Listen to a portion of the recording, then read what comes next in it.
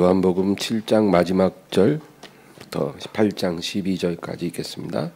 다 각각 집으로 돌아가고 예수는 감람산으로 가시니라. 아침에 다시 성전으로 들어오시니 백성이 다 나아오는지라.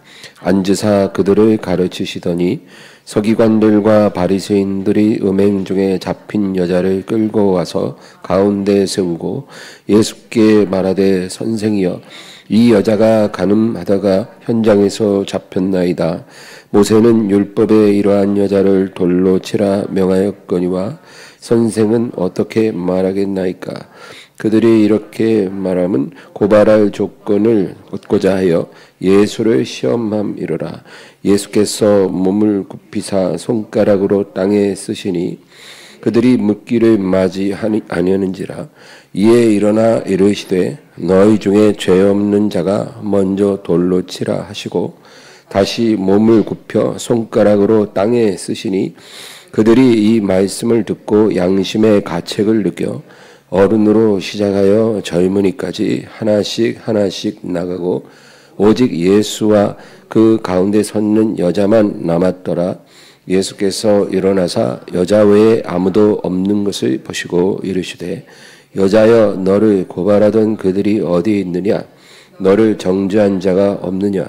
대답하되 주여 없나이다. 예수께서 이르시되 나도 너를 정죄하지 아니하노니 가서 다시는 죄를 범하지 말라 하시니라.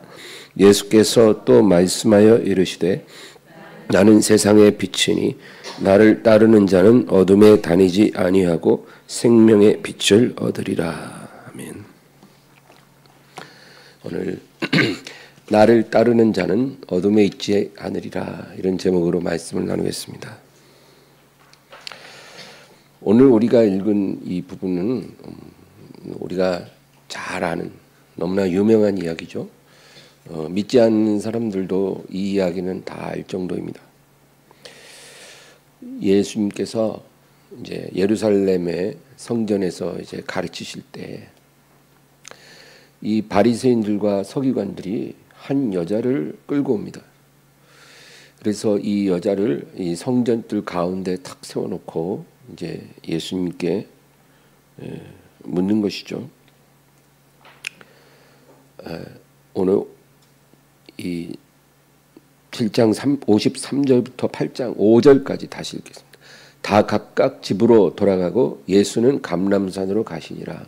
아침에 다시 성전으로 들어오시니 백성이 다 나오는지라. 앉으사 그들을 가르치시더니 서기관들과 바리새인들이 음행 중에 잡힌 여자를 끌고 와서 가운데 세우고 예수께 말하되 선생이여, 이 여자가 간음하다가 현장에서 잡혔나이다. 모세는 율법에 이러한 여자를 돌로 치라 명하였거니와 선생은 어떻게 말하시나이까? 이들이 이런 짓을 행하는 것은 이제 예수님을 함정에 빠뜨리기 위해서입니다. 이렇게 해도 안 되고 저렇게 해도 안 되는 그 딜레마를 만들어서 예수님을 이제 올무에 걸리게 하려는 거죠. 그래서 모세는 율법에 이러한 여자를 돌로 치라 명했지 않습니까? 선생님은 뭐라고 하시겠습니까? 근데 이제 예수님이 이 상황에서 율법이 그렇게 말했으니까 돌로 치라, 이렇게 만약에 대답을 하셨다면 예수님 스스로가 자기 가르침을 파기하는 것입니다. 왜냐하면 예수님은 내가 온 것은 의인을 부르러 온 것이 아니고 죄인을 불러 회개시키러 왔노라 그러셨거든요. 그러니까 죄인들을 심판하기 위해서 오신 것이 아니라 회개시키고 구원시키려고 내가 왔다는 거죠. 그래서 많은 죄인들 또 세리들이 예수님을 아주 열렬히 환영하고 따르는 것입니다. 왜냐하면 유대 사회에서 죄인들은 설 곳이 없잖아요. 근데 예수님이 그들을 정죄하지 아니하시고 구원하러 왔다 그러니까 너무 좋은 거예요. 근데 그 예수님이 이 여자를 돌로 치라 그러면 스스로 자기 모순에 빠지는 거죠. 그러면 지지자들이 다 떠나갈 것입니다. 다들 실망하고 떠나죠. 그럼 반대로 돌로 치지 말고 이 여자를 놓아주라, 이제 그렇게 하신다면 그 뭐예요? 예, 모세의 율법에 분명히 이런 여자를 죽이라고 했는데 율법을 어기는 게잖아요. 그러면은 이제 예수님을 합법적으로 체포할 수 있는 명분이 생기는 거죠. 어느 쪽으로 대답하든지 예수님은 함정에 빠지는 것입니다. 신명기 22장 22절 시작. 어떤 남자가 유부녀와 동침한 것이 드러나거든 그 동침한 남자와 그 여자를 둘 다 죽여 이스라엘 중에 악을 제할지니라. 이제 이게 이스라엘의 법입니다. 하나님이 제정하신 거예요. 그래서 어떤 불륜죄를 범하게 되면 남자와 여자를 둘 다 죽여 이스라엘에서 악을 제하라. 그러니까 뭐 요즘 뭐 이런 죄가 아무 문제가 안 돼요. 예. 도의적으로는 부끄러운 일이지만 법적으로는 문제가 없습니다. 근데 이스라엘의 법은 그렇지 않습니다. 이런 죄를 지으면 사형입니다. 남자와 여자 둘 다. 근데 지금 상황이요. 이 여자가 간음을 했으면 상대방 남자도 있을 거 아니에요? 근데 남자는 보이지 않아요. 도망간 것 같아요. 아니면 그 사람들이 남자는 이제 풀어주고 이 힘없는 여자만 이제 예수님 앞에 끌고 온 겁니다. 이것이 그 당시 사회상이에요. 유대인 남자들의 어떤 잔인한 이중성입니다. 그러니까 자기들과 같은 남자는 너그럽게 봐주고 같은 죄를 지었는데도 힘없는 여자만 끌고 와서 성전들 가운데 세우고 그리고 모욕을 주고 돌로 쳐서 이제 죽이려고 하는 것입니다. 만약에 예수님이 뭐 율법에 그렇게 말했으니까 죽여야지 별 수 있겠냐 그러면 그 자리에서 그 여자는 이제 돌로 죽임을 당했을 것입니다. 우리 본문 6절에서 9절 읽겠습니다. 그들이 이렇게 말함은 고발할 조건을 얻고자 하여 예수를 시험함 이르라. 예수께서 몸을 굽히사 손가락으로 땅에 쓰시니 그들이 묻기를 마지 아니하는지라. 이에 일어나 이르시되 너희 중에 죄 없는 자가 먼저 돌로 치라 하시고 다시 몸을 굽혀 손가락으로 땅에 쓰시니 그들이 이 말씀을 듣고 양심의 가책을 느껴 어른으로 시작하여 젊은이까지 하나씩 하나씩 나가고 오직 예수와 그 가운데 섰는 여자만 남았더라. 이제 예수님이 이 아주 난처한 함정에 빠지는 질문을 받았을 때 뭐라고 대답하셨냐면 너희 중에 죄 없는 자가 먼저 돌로 치라 그러신 거예요. 근데 만약에 예수님이 이 말씀만 하셨다면 아마 그들은 돌로 쳤을 거예요. 여자를. 분명히 그렇게 했을 것입니다. 완악한 죄인들의 특징이 뭐냐면 자기 죄가 명백히 드러나기 전에는 절대로 죄를 인정하지 않는 것입니다. 이것이 죄인들의 특징입니다. 자기가 분명히 어떤 죄를 지었잖아요. 근데 그 죄를 입증할 방법이 없어요. 증거가 없어요. 그 죄를 부인해도 상관이 없는 것이라면 부인해 버린다는 것. 절대로 인정하지 않습니다. 절대로 회개하지 않습니다. 이것이 완악한 인간들의 모습입니다. 그러나 하나님의 빛의 자녀들은 그렇지 않습니다. 하나님의 말씀 앞에서 통회자복합니다. 그것이 구원받을 하나님의 자녀들의 특징입니다. 하나님의 검과 같은 말씀이 임할 때 그 말씀 앞에서 엎어집니다. 그 말씀의 검에 찔려서 무너집니다. 이것이 하나님의 자녀들의 특징입니다. 빛의 자녀들의 모습이에요. 그러나 마귀의 자녀들은 그렇게 하지 않습니다. 절대로 말씀 앞에서 깨어지는 법이 없어요. 끝까지 부인합니다. 그러다가 언제 인정합니까? 이제 완전히 만천하에 빼도 박도 못하게 폭로가 되면 그제서야 인정을 합니다. 그거는 인정하지 않을 수 없기 때문에 인정을 하는 거지 절대로 그것이 하나님께 회개하는 게 아니죠. 말씀으로는 회개하지 않고 빼도 박도 못하는 증거가 드러나야 인정하는 사람들, 이런 사람들이 바로 마귀의 자녀들의 특징인 거죠. 저와 여러분은 어떤 사람입니까? 당연히 전자죠. 우리는 하나님의 말씀 앞에서 통회자복하는 사람입니다. 그래야 합니다. 그래야 살아요. 그래야 구원받습니다. 말씀 앞에서 통회자복 안 하고 이제 심판대 앞에서 빼도 박도 못하는 증거가 드러나야 인정하는 사람들은 이미 늦은 겁니다. 우리가 최후의 심판의 날에 그런 일이 일어날 거 아닙니까? 이 세상에 사는 죄인들은 다 심판대 앞에 불가피하게 서게 될 것입니다.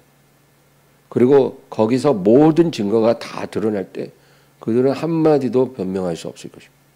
근데 이미 그때는 회개할 수 있는 기회가 지나갔을 거예요. 이미 늦은 것입니다. 그러니까 얼마나 안타깝습니까, 여러분. 지금 이 땅 위에 사는 인류의 95%는, 적어도 95%는 그런 사람들입니다.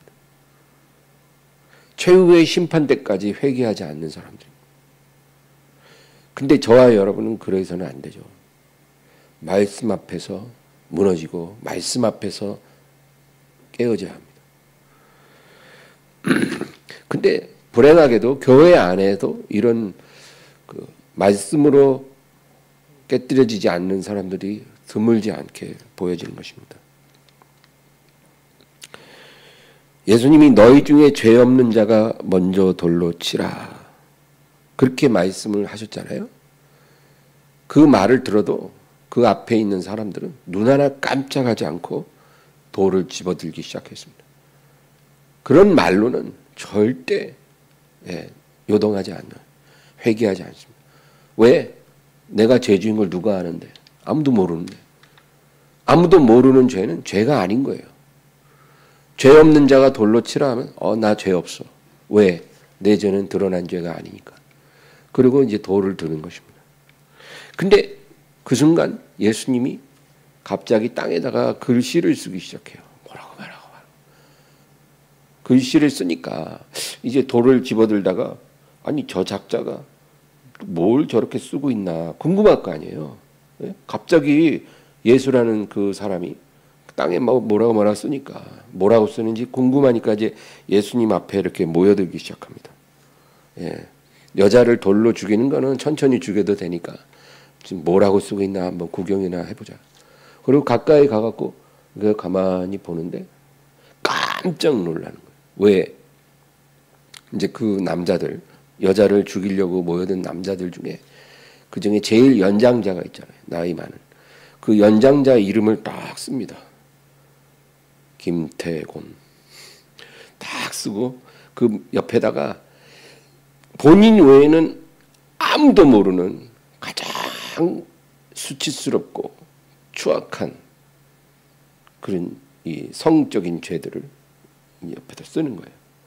절대로 모르는 죄인데 너무나 정확하게 쓰니까 뭐 부인할래야 할 수가 없을 만큼 그런 죄를 쫙 쓰고, 그러니까 그 자리에서 제일 자기 이름 옆에 써진 죄를 본 제일 나이 많은 할아버지가 슬그머니 뒤로 빠져서 주랭난 거지. 너무 부끄러운 거예요. 이제 거기 가만히 앉아있기가 너무 창피한 거예요. 그 다음에 두 번째로 나이 많은 사람 이름 쓰고 그 사람 죄를 쓰고, 그러니까 또 그 사람도 슬그머니 빠져. 한 사람 한 사람 쓸 때마다 그 사람 집에 갑니다. 뭐 빼도 박도 못하는 너무나 디테일한 죄들을 거기다 기록하는 거예요. 언제 누구와 어떤 일을 어떤 죄를 어떤 식으로 저질렀. 그렇게 쓰니까 뭐라 그래요? 그들이 이 말씀을 듣고 예수님이 글로 쓴 것도 말씀이잖아요. 말씀을 듣고 양심의 가책을 느껴. 이 양심의 가책이라는 것은 어떤 회개하는 그런 가책이 아니고 수치심입니다. 수치심. 너무 부끄러운 거예요. 아무도 모를 줄 알았는데 어떻게 이게 드러났지? 수치심을 느껴. 어른으로 시작하여 젊은이까지. 그러니까 연장자부터 나이 어린 손으로 하나씩 쓰신 거예요. 그러니까 나이 많은 사람부터 하나씩 집에 가는 거예요. 그리고 오직 예수와 그 가운데 섰는 여자만 남았더라. 누가복음 6장 41, 42절 읽겠습니다. 어찌하여 형제 눈 속에 있는 티는 보고 내 눈 속에 있는 들보는 깨닫지 못하느냐? 너는 내 눈 속에 있는 들보를 보지 못하면서 어찌하여 형제에게 말하기를 형제여 나로 내 눈 속에 있는 티를 빼게 하라 할 수 있느냐? 외식하는 자여 먼저 내 눈 속에서 들보를 빼라. 그 후에야 내가 밝히 보고 형제의 눈 속에 있는 티를 빼리라. 형제의 눈 속에 있는 티를 보는 것 자체가 잘못된 건 아닙니다. 우리가 이 말씀을 잘 이해해야 돼요. 형제의 눈 속에 티가 있는 게 내게 보여지는 거는 그거는 잘못된 건 아니에요. 티가 있으니까 보는 거 아닙니까? 예. 만약에 여러분 이마에 뭐 더러운 게 이렇게 묻어 있으면 제가 당연히 그걸 보는 게 맞죠. 그거 보는 것 자체가 잘못된 거는 아닙니다. 우리가 바닥에 휴지가 하나 떨어져 있으면 그걸 보려고 해서 본 게 아니라 그냥 보여진 거예요. 근데 문제는 그런 거는 잘 보는데 내 눈 안에 있는 더 큰 것은 보이지가 않는다는 게 문제입니다. 남의 죄는 금방 잘 보이는데 내 죄는 안 보이는 게 문제라는 거예요. 그게 문제입니다. 다른 사람의 죄를 보는 게 잘못이 아니라 다른 사람의 죄를 그렇게 본다면 내 죄도 봐야 되잖아요. 근데 내 죄는 잘 안 보인다는 게 문제입니다. 이것이 이 간음한 여자를 끌고 온 사람들의 문제예요. 자기들이 지은 죄는 이 여자보다 10배는 더 수치스러운 죄들이거든요. 돌로 10번도 맞아도 모자를 죄들을 지어놓고도 자기들의 죄는 보이지가 않고 여자의 죄만 보는 거예요. 그러니까 예수님이 글로 이 사람들의 죄를 보게 만들어준 거예요. 스스로 보질 못하니까. 나중에 심판의 날에 그렇게 하나님이 하실 겁니다. 이 세상에 살면서 자기 죄를 보는 눈이 멀어버린 사람들은 주님의 심판정에서 주님이 그 죄들을 다 보여주실 것입니다. 하나님이 내게 주신 눈으로 제일 먼저 봐야 될 것이 나 자신입니다. 그래서 하나님 말씀을 거울이라고 하는 이유예요. 거울. 여러분 거울은 내 얼굴에 묻은 것을 보라고 있는 거지 그 거울로 남의 얼굴 보라고 있는 게 아니에요. 거울이 존재하는 건 내가 나를 비춰보라고 있는 거예요. 그러니까 하나님 말씀이 거울이라고 성경이 말하잖아요. 그러니까 하나님 말씀으로 너를 비춰보라 이거예요. 다른 사람 보기 전에 너부터 정확히 보고 더러운 거 다 닦고 그 다음에 다른 사람도 닦아주고 그렇게 하라 그 얘기입니다. 야고보서 1장 23절에서 25절 누구든지 말씀을 듣고 행하지 아니하면 그는 거울로 자기의 생긴 얼굴을 보는 사람과 같아서 제 자신을 보고 가서 그 모습이 어떠했는지를 곧 잊어버리거니와 자유롭게 하는 온전한 율법을 들여다보고 있는 자는 듣고 잊어버리는 자가 아니요 실천하는 자니 이 사람은 그 행하는 일에 복을 받으리라. 그러니까 자유롭게 하는 하나님의 법을 들여다보는 거예요. 그러니까 하나님의 말씀이 거울이라고 그랬잖아요. 그러니까 거울 들여다보듯이 이 말씀의 거울로 자기를 비추어 들여다보는 사람은 그걸 보고 자기 더러움을 씻고 고친다는 거죠. 그게 뭐예요? 듣고 잊어버린 게 아니라 말씀을 통해서 자신을 바꾸는 거예요. 예, 말씀을 듣기만 하면 뭐합니까? 말씀을 통해서 자기의 부족한 거, 연약한 거, 또 죄된 거, 그 정직하게 다 보고, 예, 밝은 눈으로 보고, 거울로 비춰서 보고, 그거 다 닦아내라는 거예요. 변화되라는 거예요. 말씀대로 살라는 거예요. 이 사람이 그 행하는 일에 복을 받으리라. 그러니까 하나님 말씀을 읽든지 듣든지 그것은 거울이라는 거예요. 거울을 통해서 남을 보라는 게 아니라 나를 보라는 거예요. 그래서 많이 정확하게 아주 밝게 보고 깨끗하게 할 수 있다면 그 사람이 복이 있다. 그래서 여러분 말씀 읽으면서 마음이 뭐 아프고 힘들고 그게 좋은 거예요. 원래 그렇게 하라고 말씀이 있는 거예요. 예. 좋은 약 먹어서 막 쓴맛 나고 그럴 수 있잖아요. 예? 병원에 가서 수술 받을 때 아플 수 있잖아요. 하나님 말씀이 그런 용도다 그겁니다. 그래서 하나님 말씀의 거울로 자기를 들여다보고 자기를 바로잡는 사람은 자기를 바로잡아야 될 게 너무 많아서 다른 사람의 그런 더러움을 신경 쓸 겨를이 없다는 겁니다. 다른 사람이 뭐가 문제가 있어도 보이지만 그것까지 신경 쓸 겨를이 없을 정도로 내 문제가 많다 이거예요. 이것이 가장 아름다운 모습입니다. 우리는 어쩔 수 없이 다른 사람의 죄를 보게 되고 듣게 되는 것입니다. 그거는 피할 수는 없어요. 갈라디아서 6장 1절. 형제들아 사람이 만일 무슨 범죄한 일이 드러나거든 신령한 너희는 온유한 심령으로 그러한 자를 바로잡고 너 자신을 살펴보아 너도 시험을 받을까 두려워하라. 너희 가운데 너희 형제가 무슨 범죄한 일이 드러난다는 거죠.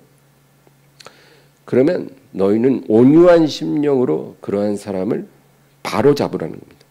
그러니까 형제가 어떤 죄를 범할 때 여러분 모른 채 하는 거 그거 좋은 게 아닙니다. 못 본 채 하는 거 그 사랑도 아니고 그거는 잘못된 거예요. 온유한 마음으로 그러한 자를 바로잡아 주라는 거예요. 권면하고 작은 허물은 권면해 주는 거고 좀 심각한 죄는 책망해야 돼. 너 그러면 안 돼. 예. 근데 어떤 수사관 같이 그렇게 정죄하는 마음으로 하지 말고 사랑의 마음, 온유한 마음으로 권면하고 책망을 하라는 겁니다. 너 형제를 바로 잡고 근데 그 다음이 중요해. 너 자신을 살펴보아. 너도 시험을 받을까 두려워하라. 예. 그러니까 형제를 권면하고 책망할 뿐만 아니라 너 자신이 그 똑같은 죄로 넘어지지 않도록 두려워하라는 것입니다. 그렇게 될 수 있다는 거죠. 유다서 1장 23절. 또 어떤 자를 불에서 끌어내어 구원하라. 또 어떤 자를 그 육체로 더럽힌 옷까지도 미워하되 두려움으로 긍휼히 여기라.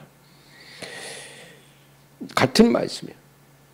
죄 지은 형제가 있으면 불에서 끌어내서 구원하라는 것입니다. 그냥 멸망당하게 놔두지 말고 네가 할 수 있는 최선을 다해서 그를 끌어내서 구원을 하라는 것입니다. 그리고 그 사람이 지은 죄뿐 아니라 그가 그 죄를 지음으로 더럽힌 옷까지도 미워하라는 거예요. 예, 형제가 죄를 범할 때 그 죄를 범할 때 입은 옷도 미워하고 그 물건들도 미워하라는 거예요. 그리고 두려움으로 긍휼히 여기라. 여기서 아까 갈라디아서 6장 1절, 유다서 1장 23절 같은 단어가 계속 반복되는 게 두려워하라는 거예요. 너 형제가 죄를 범하면 그 사람을 불에서 끌어내고 바로 잡아주되 두려워하라는 거예요. 뭘 두려워해요?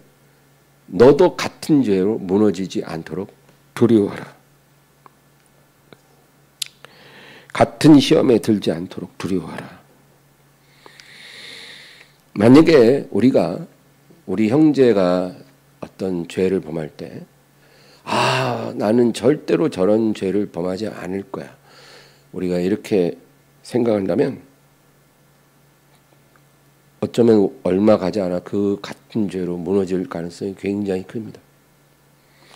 어떤 죄도 나는 예외일 것이라 그렇게 생각하면 큰 착각입니다, 여러분. 여러분, 다윗이 그런 죄를 지을 줄 누가 알았습니까?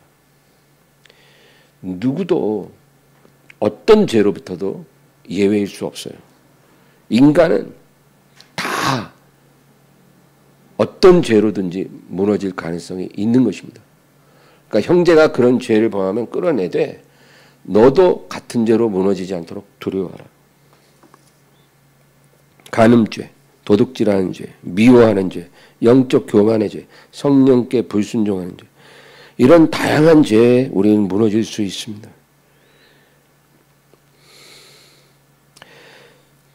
난 그런 죄를 무너지지 않도록 두려워하고 깨어 있어야 한다는 것입니다. 두려움으로 깨어 있어야 합니다. 예수님이 겟세마네 동산에서 기도하셨잖아요, 마지막 순간에. 그 예수님이 밤새 그렇게 기도하시는데도 그 제자들은 함께 깨어 기도하는 사람이 없어요. 다 피곤해서 잠을 잡니다. 마태복음 26장 40, 41절. 제자들에게 오사 그 자는 것을 보시고 베드로에게 말씀하시되 너희가 나와 함께 한 시간도 이렇게 깨어 있을 수 없더냐. 시험에 들지 않게 깨어 기도하라. 마음에는 원이로되 육신이 약하도다 하시고. 지금 예수님이 제자들에게 뭐라 그래요? 너희가 나와 함께 한 시간도 깨어 있을 수 없느냐. 시험에 들지 않게 깨어 기도하라 그랬잖아요. 여러분, 깨어 기도해야 할 때 한 시간도 깨어 기도할 수 없다면 아마 그 사람은 시험이 올 때 그 시험을 이길 영적인 힘이 없을 것입니다. 영적인 시험은요, 육신의 힘으로는 이겨낼 수 없어요. 영적인 시험은 영적인 힘이 있어야 그 시험을 이길 수가 있는 거거든요. 근데 그런 영적인 힘은 내가 원한다고 얻어지는 게 아니고요, 기도를 통해서 그 힘을 얻게 되는 거예요. 기도입니다. 기도. 오랜 시간 기도의 제단에서 무릎 꿇은 자가 그 영적인 힘을 갖게 되는 거예요. 그리고 그렇게 해서 영적인 힘을 가진 자만이 영적인 시험을 이길 수가 있는 것입니다. 여러분, 어떤 사람이 매일 헬스클럽 가갖고 운동을 하는 사람이 있어요. 매일 눈이 오나 비가 오나 운동하는 사람과 어쩌다 한 번씩 운동하는 사람하고 그 근육의 힘이 같을까요? 같을 수가 없죠. 매일 운동하는 사람은 그 근육의 힘이 아주 충만하지 않겠습니까? 그 근육의 힘도 하루아침에 만들어지는 게 아니죠. 매일 그렇게 힘을 기르니까 그 힘이 생긴 거잖아요. 영적인 근육 똑같습니다. 매일 기도로서 그 영적인 근육을 길러야 영적인 시합에서 이길 수가 있는 거예요. 다른 방법은 없습니다. 예수님의 제자들은 기도해야 할 때, 깨어 있어야 할 때 기도하지 못했어요. 예수님이 뭐라 그래요? 한 시간도 안 되니? 한 시간도 못하겠니? 깨어 기도해야 되는데, 시험에 들지 않아야 되는데 한 시간도 나와 함께 기도할 수 없더냐? 그러니까 우리가 영적인 시험을 이겨낼 수 있으려면 최소한 하루 1시간 이상은 기도해야 한다는 거예요. 하루에 1시간 이상 기도가 안 되는 사람은 영적인 시험이 올 때 그걸 이길 영적인 힘이 없는 거예요. 미안하지만. 뭐 그런다고 해서 지옥에 가거나 그러진 않아요. 주님이 택하셨기 때문에 구원을 받아요. 그러나 그것만 다가 아니잖아요. 우리가 이 세상에서 구원받았다고 다 된 게 아니고 구원받았으니까 이 세상에서 하나님께 영광 돌리고 시험도 이기고 우리가 승리하는 삶을 살아야 되잖아요. 그럴 때 우리가 기도를 통해서 길러진 영적인 힘이 필요한 거예요. 그동안 많은 제자들이 예수님을 떠나갔습니다. 너무나 다 떠나가니까 예수님이 12제자들에게 그래요. 너희도 가려느냐. 그러니까 베드로가 뭐라 합니까? 영생의 말씀이 있는데 우리가 어디로 가리까? 그리고 이 12명의 제자들은 끝까지 남아서 우리는 절대로 예수님을 떠나가지 않겠습니다. 예수님을 배반하지 않겠습니다. 심지어 베드로는 더 막 용기 100배에서 내가 죽을지언정 주님을 배반하지 않겠습니다. 그랬거든요. 그러니까 정말로 이들은 예수님을 따르기 위해서 어떠한 시험도 이기고 싶은 의지력이 있었어요. 근데 시험을 이기고 싶다고 해서 시험을 이기는 게 아니고 시험이 올 때 이길 힘이 있어야 시험을 이길 수가 있는 거예요. 아무리 이기고 싶어도 힘이 없으면 못 이겨요. 그래 깨어 기도하라고 하는데 하루에 1시간도 기도가 안 되니 이제 예수님을 끝까지 따라가야 될 그 시험이 왔을 때 그들은 그 시험을 못 이기고 다 도망친 겁니다. 먼저 떠나간 제자들이 떠날 때 저놈들 봐라. 저렇게 의리가 없다고 그렇게 욕했지만 정작 자기들도 마지막 순간까지 예수님 옆에 있어야 되는데 그 시험을 이기지 못하고 다 무너진 것입니다. 오늘 본문 10절 11절 다시 보겠습니다. 예수께서 일어나사 여자 외에 아무도 없는 것을 보시고 이르시되 여자여 너를 고발하던 그들이 어디 있느냐 너를 정죄한 자가 없느냐 대답하되 주여 없나이다. 예수께서 이르시되 나도 너를 정죄하지 아니하노니 가서 다시는 죄를 범하지 말라 하시니라. 이제 부끄러움을 느낀 남자들이 다 돌아가고 예수님과 여자만 남았잖아요. 예수님이 여자에게 말합니다. 여자여 너를 고발하고 정죄하던 자들이 어디 있느냐? 그들이 있느냐? 없나이다. 그러니까 예수님이 나도 너를 정죄하지 아니하노니 가서 다시는 죄를 범하지 말라. 그렇게 말씀하시잖아요. 그 말씀은 이 세상에서 너를 고발하고 정죄할 사람은 아무도 없다 그 얘기예요. 너를 정죄할 사람은 없어. 그리고 나도 너를 정죄하지 않아. 그 말은 하나님도 너를 정죄하지 않는다는 거예요. 하나님이 너를 용서했다 그 말입니다. 하나님이 정죄하지 않는다는 말은 하나님의 용서를 받았다 그 말이에요. 왜 이렇게 말씀하시냐면 지금은 정죄하고 심판하는 시간이 아니고 긍휼히 여기고 용서하는 시간이거든요. 예수님은 이미 이 여자의 마음을 다 알고 계셔요. 예수님이 이 여자의 마음 중심을 보셨어요. 너는 지금 너의 지은 죄를 슬퍼하고 있고 지금 내 앞에 홀로 서서 나의 은혜를 구하고 있기 때문에 누구도 너를 정죄할 수 없고 하나님도 너를 정죄하지 않아. 너는 용서받았어. 그 얘기예요. 그런데 우리가 오늘 주목할 게 뭐냐면 예수님의 말씀을 순서를 봐야 돼요. 나도 너를 정죄하지 않을 테니 가서 다시는 죄를 범하지 말라. 그거잖아요. 그러니까 정죄하지 않겠다. 내가 너를 용서했다. 그렇게 선언하시고 가서 죄를 짓지 말라는 것입니다. 너는 이미 용서받았으니까 이제는 변화되라 그 얘기예요. 네 죄를 용서받기 위해서 변화되어야 한다 그 얘기가 아니고 이미 너는 용서받았기 때문에 변화되어야 한다 그 얘기예요. 이게 복음이에요. 사람들이 복음 그러면 그냥 아무 조건 없이 그냥 용서만 받고 이렇게 그냥 좋게 되는 건 줄 생각하는데 그렇게 간단한 게 아니고 용서받기 위해서 죄를 범하지 않는 게 아니라 용서받았기 때문에 변화돼야 한다 그 얘기예요. 이게 복음을 따라 사는 삶이에요. 용서는 하나님 은혜로 받죠. 우리의 정직한 회개와 믿음을 통해서 받는 거예요. 우리가 어떤 의를 행하지 않아도 용서받는 거예요. 그러나 그렇게 용서받았으니까 변화돼야죠. 그게 당연한 거 아닙니까? 가서 다시는 죄를 짓지 말라는 거예요. 어떤 사람이 자기 힘으로 갚을 수 없는 막대한 빚을 탕감받았다면 이제 거기서 좋아하고 끝나는 게 아니라 이제 앞으로는 빚을 지지 않겠다고 결심해야 되지 않겠어요? 그렇잖아요.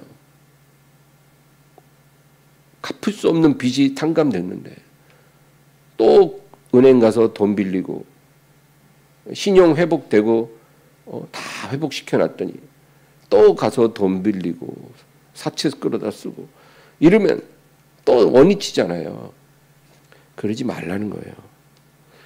어떤 사람이 도박빚이 10억이 있는데 누가 와서 다 탕감해 줬어요.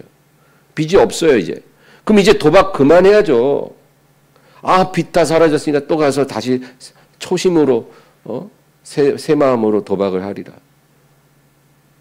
그러면 안 된다는 거죠. 이제 마지막 12절 읽겠습니다. 예수께서 또 말씀하여 이르시되 나는 세상의 빛이니 나를 따르는 자는 어둠에 다니지 아니하고 생명의 빛을 얻으리라.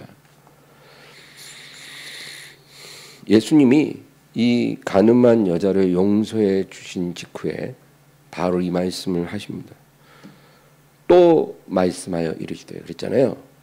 예수께서 또 말씀하여 이르시되 그러니까 이 가늠한 여자를 용서하시고 가서 다시는 죄를 범하지 말라 그러고 이제 돌려보내신 거죠.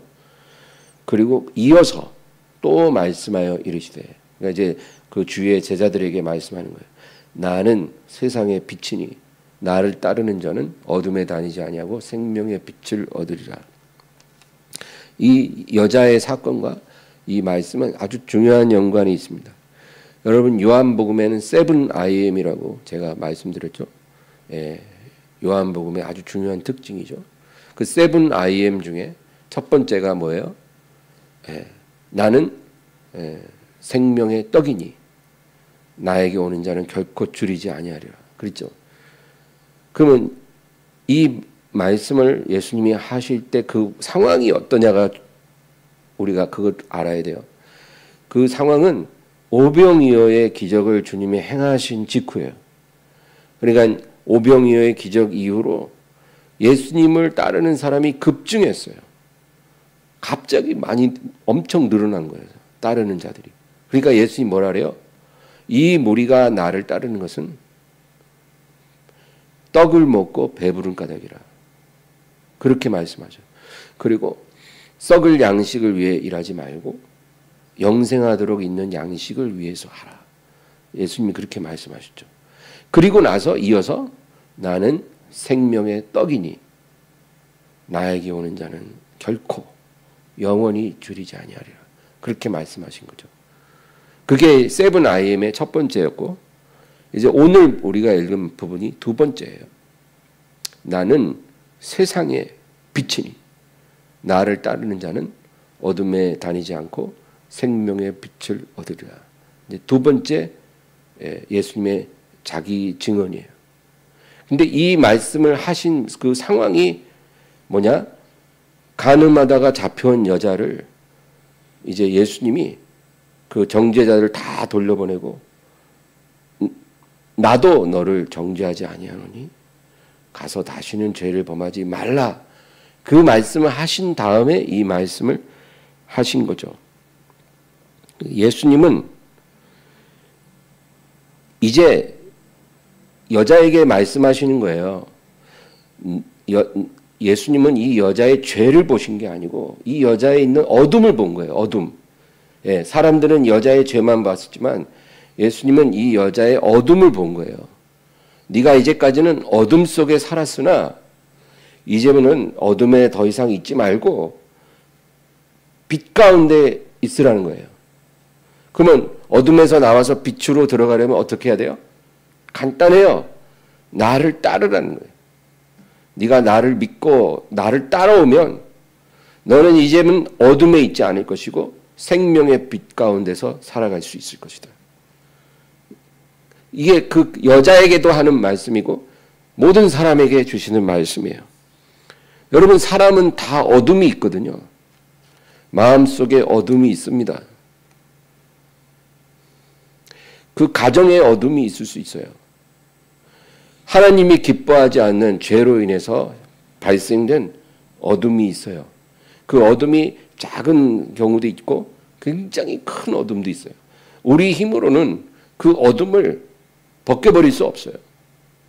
우리 힘으로는 그 어둠을 탈피할 수 없어요. 빛이 들어와야만 그 어둠은 물러가는 거예요. 우리가 빛을 갖고 있지 않으면 우리가 아무리 무슨 노력을 다해도 그 어둠은 벗겨지지 않아요. 근데 예수님이 그러잖아요. 나는 세상의 빛이라.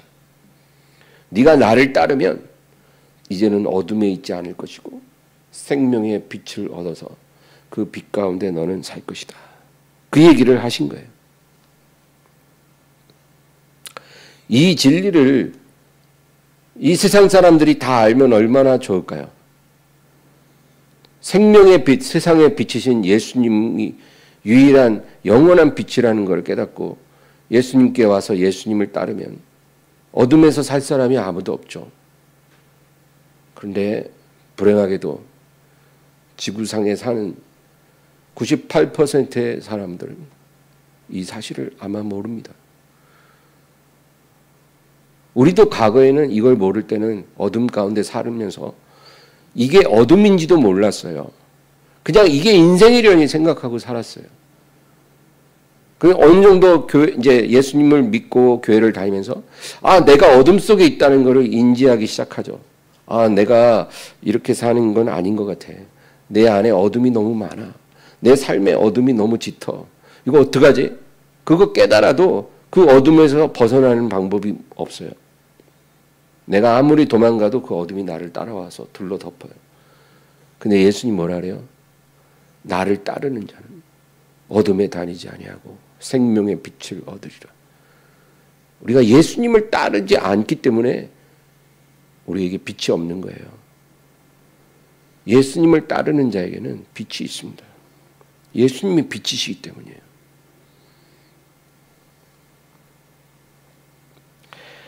이스라엘 백성들이 40년간 광야를 지났잖아요. 여러분, 그 미디안 광야는 물론 저도 안 가봤지만 그 미디안 광야는 일교차가 어마어마하대요. 낮에는 40도, 50도 올라가고 쪄 죽어요. 쪄 죽어. 그늘도 없으니까. 그리고 밤에는 영하로 내려간대요. 그러니까 너무 추운 거죠. 근데 이스라엘 백성들이 애굽에서 노예 생활 청산하고 그 광야로 들어왔잖아요. 변변한 집도 없어요. 그러니까 낮에 쪄 죽기 쉽고 밤에 얼어 죽기 쉬워요. 근데 그 40년 동안 밤에 얼어 죽은 사람, 얼어 죽은 가축 한 마리 없었어요. 어떻게 그런 일이 있을까요? 변변한 옷도 없어. 우리같이 롱패딩 이런 거 입고 다니는 것도 아니에요. 근데 어떻게 그들이 그 영하의 기온에서 40년 동안 얼어 죽지 않았을까? 근데 성경을 보면 이스라엘 진영의 딱 정중앙에 성막이 있어요. 성막. 성막을 중심으로 세 지파 동서남북으로 이렇게 포진하고 그렇게 진영이 움직이는데 그 중앙 성막의 위에 불기둥, 구름기둥이 머물렀다고 그러거든요. 그건 하나님의 임재를 상징해요. 낮에는 구름기둥이 성막 위에 있어서 이스라엘에게 그늘을 만들어주는 거예요. 그러니까 그 땡볕을 선선하게 지날 수 있는 거예요. 하나님의 놀라운 은혜죠. 마치 선한 목자가 자기 양누리를 안전하게 보호하듯이 그렇게 하나님이 낮에는 구름 기둥으로 그늘을 만들어 주셨어요. 그리고 밤에는 그 구름 기둥 안에 불이 있었다 그래요. 불기둥이에요. 그러니까 그 캄캄한 광야에도 어둡지 않은 거예요. 불기둥에서 빛이 쫙 비쳐서 어둡지 않아요. 길을 잃어버릴 염려가 없어요. 그리고 또 따뜻해요. 춥지 않은 거예요. 그러니까 40년 동안 밤에는 그 불기둥이 보호하니까 그 어둠과 추위를 능히 이기고 안전하게 약속의 땅까지 인도함을 받은 거죠. 근데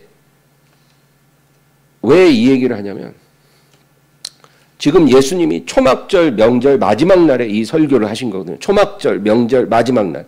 근데 이 초막절이라는 명절이 뭐냐면 이스라엘이 40년 광야길을 가면서 광야에서 초막에서 생활을 했어요. 초막에서 생활한 그것을 기념하는 명절이 초막절이에요. 근데 그 광야 생활에서 초막에서 지낼 때 그들을 그 어둠과 추위에서 지켜주셨던 것이 하나님의 불기둥이잖아요. 근데 그 초막절 명절 마지막 날에 예수님이 이렇게 설교를 하시는 거예요. 나를 따르는 자는 어둠에 다니지 않고 생명의 빛을 얻으리라. 그러니까 내가 바로 그 불기둥이라는 거예요. 이스라엘 백성들을 40년간 그 캄캄하고 추운 밤에 지켜줬던 그 불기둥이 바로 나라는 거예요. 나. 내가 너희의 불기둥이야. 나를 따르면 너희는 어둠에 다니지 않고 생명의 빛을 얻을 거야. 그 얘기를 주님이 하시는 거예요.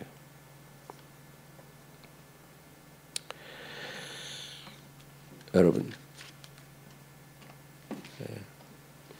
우리에게 어떤 어둠이 있어도 우리가 그 어둠에서 벗어나서 빛 가운데 살 수 있습니다. 근데 그 방법은 우리가 예수님을 온전히 믿고 온전히 따르는 거예요. 어떻게 하는 것이 예수님을 온전히 믿고 온전히 따르는 거예요. 그걸 우리가 기도하면서 하나님께 물어서 답을 얻어야 돼요. 하나님, 내가 정말 예수님을 믿고 따르고 싶은데 내가 어떻게 하면 그렇게 해서 내가 어둠에서 벗어나 빛이신 생명의 빛이신 예수님 안에 거할 수 있습니까? 내가 알게 하옵소서. 오늘 여러분 다른 기도보다 그 기도를 간절히 하기를 주의 이름으로 축원합니다. 하나님 아버지 감사합니다. 주여, 생명의 빛이 되신 예수님을 바라보게 하시고 주님을 따를 수 있도록 도와주시옵소서. 그리고 아버지, 오늘 주님 말씀하시기를 시험에 들지 않도록 깨어 기도하라 하셨습니다. 주여, 우리가 기도하지 않고 어떻게 시험을 이길 수 있겠습니까? 시험을 이기는 힘은 기도를 통해서 옵니다. 하나님, 기도의 사람 되게 하여 주시옵소서. 주여, 이 기도는 우리의 영적 싸움입니다. 우리의 원수는 기도를 못하게 항상 여러 가지로 방해를 하고 우리의 육체도 연약해서 기도하는 걸 좋아하지 않습니다. 그러나 우리 안에 계신 성령님, 기도할 수 있도록 붙잡아 주시옵소서. 시험에 들지 않고 시험을 이길 수 있도록 기도의 사람 되도록 기름 부어 주시옵소서. 예수님의 이름으로 기도합니다. 아멘.